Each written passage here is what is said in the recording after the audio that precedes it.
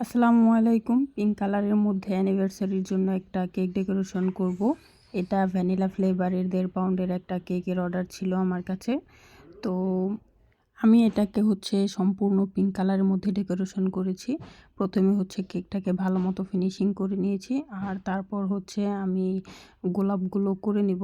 যেহেতু কোনো কাস্টমাইজ করা না অথবা কোনো ডিজাইন দেয় নাই, তো নিজের ইচ্ছে মতোই এক সাইড দিয়ে অনেকগুলো গোলাপ বসিয়ে দিয়েছি।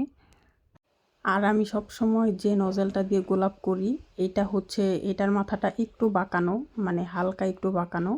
তো কথা বলতে বলতে গোলাপগুলো করা হয়ে গেছে। এখানে আমি কিছু নন এডিবলের বাটারফ্লাই বসিয়ে দিলাম, আর যেটা লিখতে বলেছিল সেটা আমি লিখে নিয়েছি চকলেট গানাশ দিয়ে। এখানে কিছু সুগার বল দিয়ে দিব। বাটারফ্লাই যেহেতু ছোট সাইজের, তাই ভেবেছিলাম যে আরও 2-3টা বসাই দেব। পরে দেখলাম যে না থাক, 3টাই যথেষ্ট, আর লাগবে না।